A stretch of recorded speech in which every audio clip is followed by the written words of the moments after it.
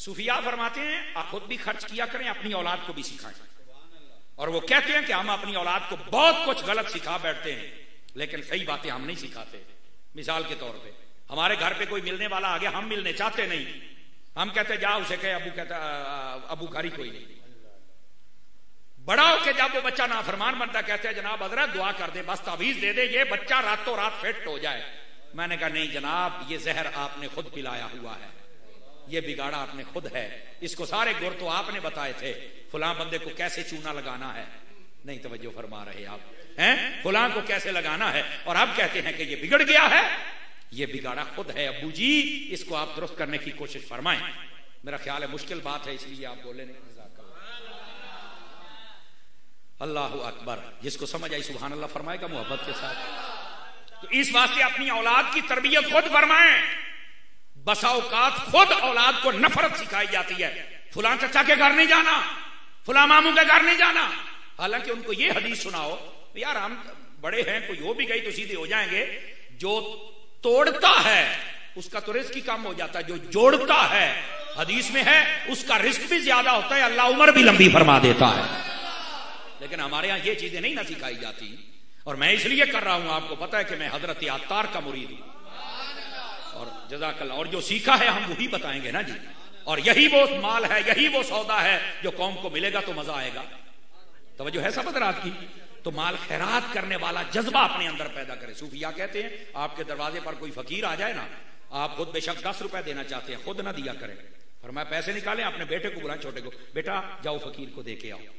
अब बेटा जब बसा औकात छोटा होता ना, वो 10 रुपए पकड़े वो कहता है ये तो मेरी फीस है, फकीर के लिए नया निकालो।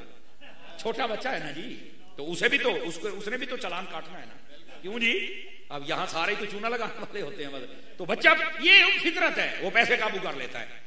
तो उसे पता कैसे कहा जाए, तवज्जो मेरी तरफ, उसे कहा जाए बेटे जो अल्लाह की राह में खैरात करता है ना, अल्लाह उसे और देता है, तू दे के आ, तुझे और मिल जाएगा। और 2-4 मरतबा उसे दे, जब वो दे के आए आते ही 10 रुपए दे दे, बेटा देख तू दे के आया ना तो मैंने तुझे दे दिए। जो अल्लाह की राह में देता है अल्लाह उसके लिए सबब बना देता है, वो बच्चा खुद ब खुद सखी बन जाएगा। समझ आ रही है? कभी कभार उसकी जेब में 50 रुपए डाल दो, देखा आपने अल्लाह की राह में खैरात किया था, आपको कितने पैसे मिल गए। मैं देखता हूं वो बच्चा कैसे कंजूस रहता है। असल वजह यह है कि हमें सिखाना भी तो नहीं आता ना। और माल इधर देखें, ऐसे ना हाथ किया करें, ऐसे ऐसे किया करें, समझ आ रही है? और ऐसे ना किया करें, ऐसे किया करें, समझ आ रही है इन बातों को? सब ये इशारों की जबान है। गिरामी कदर हजरात, हबीब पाक सल्लल्लाहु अलैहि वसल्लम, बुखारी पढ़ रहा हूं, जरा ध्यान से सुनना। मेरी माएं बहनें अगर पर्दे में सुन रही हैं तो वो भी गौर फरमाएं, चूंकि औरतों से पैसे निकलवाना कमाल वाली बात है। सुभान अल्लाह, यकीन फरमाएं, नाराज ना हूं तो मैं एक बात कह दूं, बस औकात नोट को इतना मरोड़ती हैं, इतना मरोड़ती, इतना, वो कैद आदम सांस भी नहीं ले सकता है। तो थोड़ा सा रहम की अपील भी है। बैठे हो, हाँ बैठे हो तो गौर, थोड़ा सा रहम की अपील भी है, और ये अपील भी है आप भी माल को खर्च किया करें। तवज्जो फरमाएं सारे भाई। गिरामी कदर हजरात, हुजूर अकरम अलैहिस्सलाम की खिदमत में एक शख्स ने बकरी दे के गया बतौर हदिया, मींस गिफ्ट एंड तोहफा। हुजूर ये कबूल फरमाते थे, सदका नहीं कबूल फरमाते थे। आका करीम ने ज़िबा करवा के घर भेज दिया। शाम के वक्त जब आए ना तो आपने पूछा आयशा वो बकरी का क्या बना जो मैंने भेजी थी? अब जरा ध्यान करना, आगे वाली टांगों को ना दस्ती कहते हैं, और आका करीम अलैहिस्सलाम को बहुत पसंद थी। अम्मा आयशा पाक ने ना एक दस्ती रख ली, बाकी सारी बकरी को खैरात कर दी। मिसाल दे रहा, तो अम्मा आयशा पाक वो दस्ती उठा के ले, हजूर ये बच गई, बाकी सारी गई। और जैसे बंदा कहता है गई, आपने हमारी तरबियत ये की है, हम तो रखते ही नहीं, गई सारी खैरात कर दी। अब जो मेरे हबीब ने जवाब दिया, मैं नहीं आपको कहूंगा बोले, समझ आए तो बोलना है, और लुत्फ वही होता है जो पहली मर्तबा आ जाए। नबी पाक ने ना फरमाया, आयशा इसको तो हम खा ही जाएंगे, बची वो है जिसको खैरात कर दिया गया है। आपने तवज्जो नहीं फरमाई है जुमले पर, इस बात को जरा समझने की कोशिश करें। फरमाया इसको तो हम खा ही जाएंगे, हाय हाय हाय हाय, बची वो है जिसको हमने खैरात कर। मतलब क्या है कि वो हमारे खाते में लिख दी गई है, वो अल्लाह के यहां महफूज हो चुकी है और वो लिख दी गई। गिरामी कदर हज़रात, और यही बात एक हदीस और भी सुन लीजिए, सुन रहे हैं, तवज्जो है तो। हबीब पाक सल्लल्लाहु अलैहि वसल्लम ने सहाबा कराम से सवाल फरमाया, तवज्जो मेरी तरफ, बड़ी मोहब्बत वाली बात है। फरमाया तुम अपने माल की हिफाजत करोगे या अपने वारिसों के माल की हिफाजत करोगे?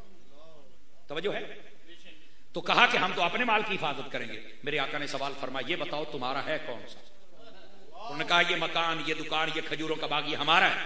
तो फरमाया अगर अभी सांस निकल जाए, तुम फौत हो जाओ, तो ये तो वारिसों का है, तुम्हारा किधर गया?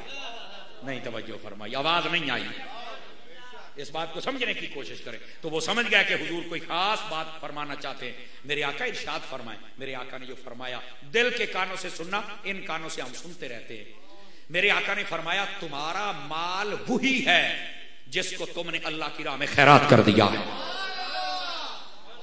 और अगर तफसीर मजहरी पढ़े तो तफसीर मजहरी अल कारिया तुम अल कारिया इसको पढ़े, अल हाकुमुत तकासुर इसकी तफासिर पढ़े, यहां लिखा है फरमाया कि जब बंदा हलाल कमाता, खाता, पहनता है, ये हलाल खाना ये भी मेरा माल है, हलाल पहनना ये भी मेरा माल है, और हलाल को खैरात करना ये भी मेरा माल है। इसके अलावा जो कुछ है ये मेरा नहीं, ये मेरे वारिसों का है। उनका जी चाहे मेरी तरफ से खैरात करें, ना जी चाहे ना करें।